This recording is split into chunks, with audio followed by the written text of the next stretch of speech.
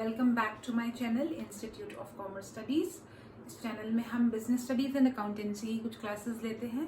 I hope आप सबने channel को सब्सक्राइब कर दिया है और बेल आइकन को भी प्रेस किया है ताकि मैं जब भी कोई नई वीडियो डालूँ तो आपको उसका नोटिफिकेशन मिल सके।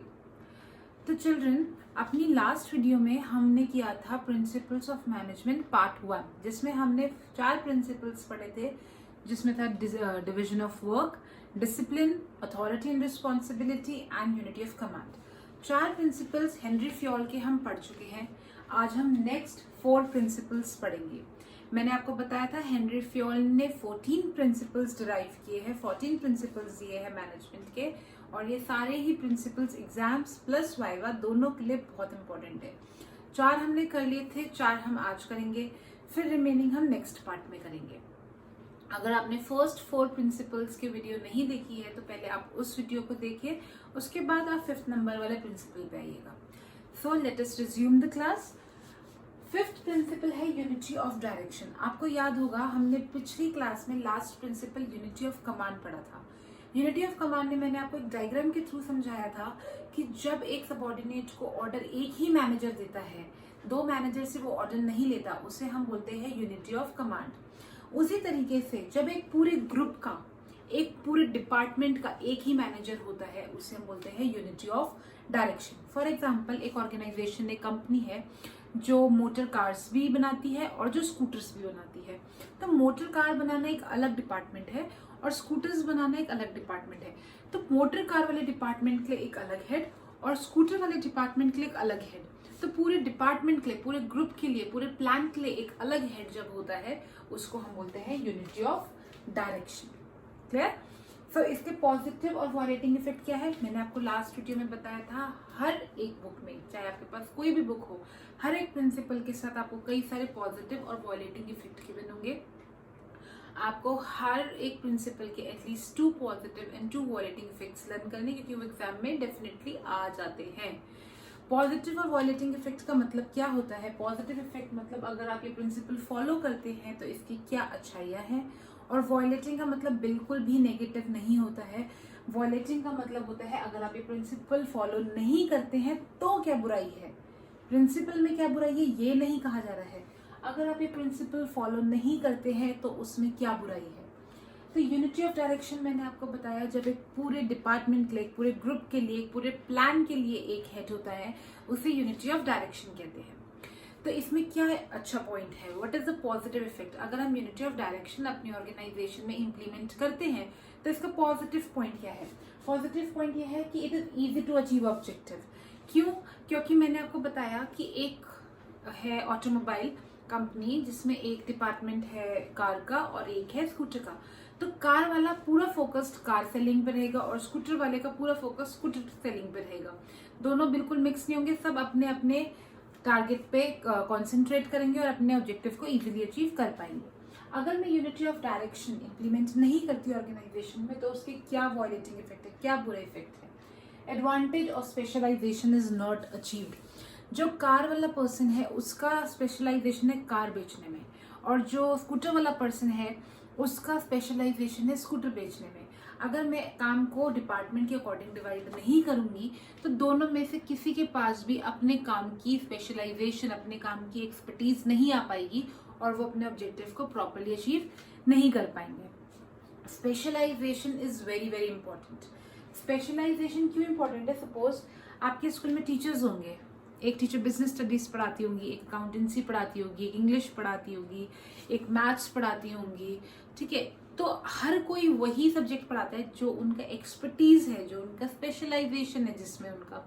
अब अगर हिंदी वाली मैम को आके बोल दिया जाए कि अकाउंटेंसी पढ़ाओ और अकाउंटेंसी वाली मैम को बोल दिया जाए कि आप मैथमेटिक्स पढ़ाओ, तो दैट इज नॉट पॉसिबल, क्योंकि हर इंसान अपने हिस्से का काम कर करके उस काम में क्या हो जाता है, स्पेशलिस्ट हो जाता है और वो उसी काम को सबसे बेस्ट तरीके से कर सकता है।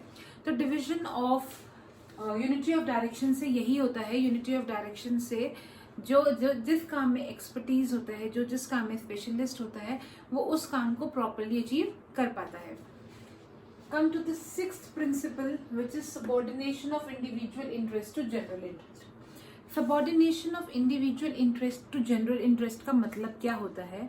अपने इंटरेस्ट को ना ध्यान में रखते हुए जनरल इंटरेस्ट को ध्यान में रखना, इंडिविजुअल मतलब अपने पर्सनल इंटरेस्ट को ध्यान में ना रखते हुए जनरल इंटरेस्ट को ध्यान में रखना, उसी को कहते हैं subordination of individual interest to general interest. इस वाले प्रिंसिपल को समझाने के लिए मैं आपको एक एग्जांपल देती हूँ।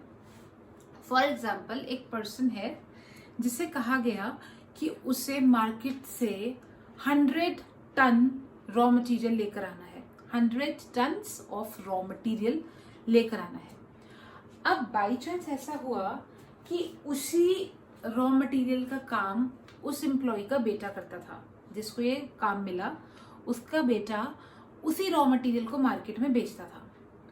बट द थिंग इज, उसका बेटा वो रॉ मटेरियल दे रहा था 1000 रुपीज पर टन, ठीक है, लेकिन मार्केट में उस एम्प्लॉय को वही raw material 900 rupees per ton मिल रहा था। मतलब बेटा सेम रॉ मटेरियल दे रहा था 1000 रुपीज पर टन का, लेकिन मार्केट में मिल रहा था 900 रुपीज पर टन का। तो इस सिचुएशन में एम्प्लॉय को क्या करना चाहिए? एम्प्लॉय को अपना पर्सनल फायदा देखना चाहिए कि मेरा बेटे का फायदा किस चीज में हो रहा है, इससे मेरे घर में कितना फायदा होगा, ये पैसा मेरे घर में आएगा। या एम्प्लॉय को ये सोचना चाहिए कि मैं पहले अपने ऑर्गेनाइजेशन का अच्छा करूं, क्योंकि अगर मेरे ऑर्गेनाइजेशन का प्रॉफिट होगा तो सबका प्रॉफिट होगा, ऑर्गेनाइजेशन के साथ एम्प्लॉयज का भी प्रॉफिट होगा, क्योंकि एम्प्लॉय को पैसे कहाँ से मिलते हैं? जब ऑर्गेनाइजेशन में प्रॉफिट होता है। अगर ऑर्गेनाइजेशन में लॉस होगा तो एम्प्लॉय को भी लॉस होगा अल्टीमेटली। तो ऐसी सिचुएशन में हमें अपना पर्सनल फायदा ना देखते हुए जिस ऑर्गेनाइजेशन के लिए हम काम कर रहे हैं, हमें उस ऑर्गेनाइजेशन का फायदा देखना चाहिए। इसी यानी कि उस एम्प्लॉय को जो वो रॉ मटेरियल है वो 90 रुपीज पर टन के हिसाब से लेना चाहिए। अगर उसका बेटा दे देता है उस रेट पे तो वेल एंड गुड, अगर उसका बेटा नहीं दे रहा तो उसे मार्केट से जाके वो रॉ मटेरियल सस्ते में लेना चाहिए, ताकि ऑर्गेनाइजेशन का फायदा हो सके और इंडिविजुअल फायदे को वो साइड में रख सके। तो इसी को कहते हैं subordination of individual interest to general interest, यानी कि अपने इंडिविजुअल इंटरेस्ट को साइड में रख के जनरल इंटरेस्ट पे फोकस करना, ऑर्गेनाइजेशन के इंटरेस्ट पे फोकस करना, ताकि सबको उसका फायदा हो सके। इसका पॉजिटिव इफेक्ट क्या है? अगर हम इसे इम्प्लीमेंट करते तो इससे क्या अच्छा होगा? Everybody profits in the profits of the company. अगर कंपनी को प्रॉफिट होगा तो उस प्रॉफिट में हर एम्प्लॉय को प्रॉफिट होगा। और नेगेटिव इफेक्ट क्या है? सर नेगेटिव नहीं, you can write violating effect. Violating effect क्या है? वॉयलेटिंग मतलब अगर वो एम्प्लॉयर जो एम्प्लॉय था वो अपने बेटे से रॉ मटेरियल ले लेता, मतलब वो जनरल इंटरेस्ट को ध्यान में ना रखते हुए इंडिविजुअल इंटरेस्ट को ध्यान में रखता, तो क्या बुराई है उसमें? Hindrance in achieving organisational objective, मतलब जो उसके ऑर्गेनाइजेशन का ऑब्जेक्टिव है वो कहीं ना कहीं अचीव ना कर पाता, क्योंकि अगर एक ऐसा कर रहे हैं तो हम ये मान के चलेंगे तो 100 और ऐसा करेंगे। अगर सब एम्प्लॉय इसी तरीके से काम करने लगे तो ऑर्गेनाइजेशन का जो ऑब्जेक्टिव है वो तो अचीव हो ही नहीं पाएगा, सब अपने पर्सनल रीजंस के लिए काम करेंगे। तो इसलिए ये हेनरी फ्योल ने इस प्रिंसिपल में ये समझाया है कि अगर आप किसी ऑर्गेनाइजेशन के लिए काम कर रहे हैं तो your first priority should be your organisation and not your personal interest, because once your organization is benefited then you will be automatically benefited by it. Now come to the 7th principle, which is remuneration to employees. I hope आप सबको remuneration का मतलब पता होगा। क्या होती है remuneration? Salary and wages, ठीक है, तनख्वाह और दिहाड़ी, उसी को हम क्या बोलते हैं? remuneration। देखो remuneration to employees एक बहुत ही सिंपल सा प्रिंसिपल है जो ये कहता है कि हर इंसान को एटलीस्ट इतनी वेजेस, इतनी सैलरी मिलनी चाहिए कि वो एक नॉर्मल लिविंग जी सके। जिस लायक का वो काम कर रहा है उससे कम अमाउंट उसे नहीं मिलना चाहिए। Every person is deserving, every person should deserve a salary जिससे वो अपना घर चला सके। तो हर पर्सन को इतनी सैलरी मिलनी चाहिए जिससे वो सेटिस्फाई रहे, अपनी बेसिक नीड्स को फुलफिल कर सके। यही कहता है remuneration to employees. Remuneration to employee, अगर आप अपने एम्प्लॉयज को अच्छी सैलरी दे रहे हैं, अगर उनको इतनी सैलरी दे रहे हैं कि वो सेटिस्फाइड है, वो अपना घर चला सकते हैं, जिस लायक वो काम कर रहे हैं उस लायक की उन्हें सैलरी मिलती है, तो इसका क्या अच्छा इफेक्ट होगा? अच्छा इफेक्ट ये होगा कि लेबर बार बार काम छोड़ के जाएगा नहीं, लेबर आपके साथ ज्यादा टाइम तक रहेगा। सो डिक्लाइन इन लेबर टर्नओवर मतलब बार बार लेबर का छोड़ के जाना, तो वो कम हो जाएगा।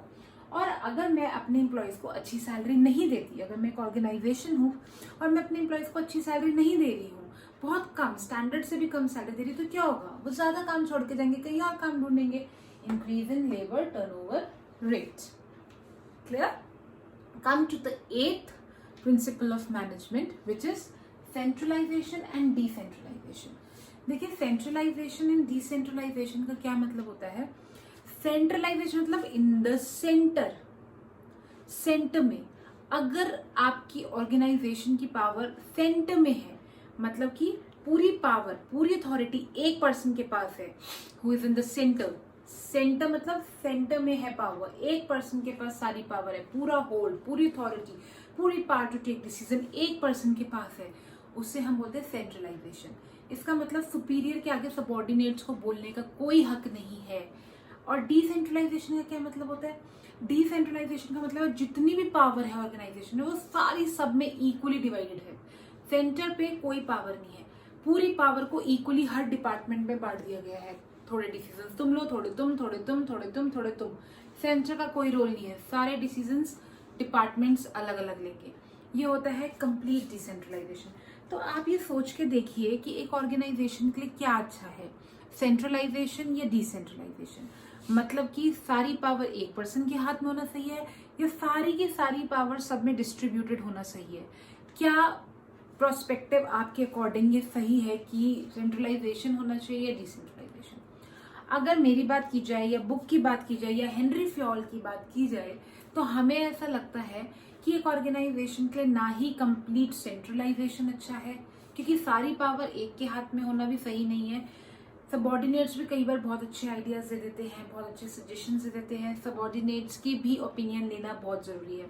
और सारी पावर लोगों में बांटना भी जरूरी नहीं है, डिपार्टमेंट्स में बांटना भी जरूरी नहीं है, क्योंकि जो सेंटर में पर्सन है, जो मेन पर्सन है, उसके पास ऑब्वियसली एक्सपीरियंस ज्यादा है, उसकी नॉलेज ज्यादा है। तो हाँ, दोनों का इक्वल रोल होना चाहिए, उन्हें सजेशंस देने चाहिए, सेंटर को सजेशंस इनवाइट करने चाहिए, ताकि मिलजुल के एक प्रॉपर डिसीजन दिया जा सके।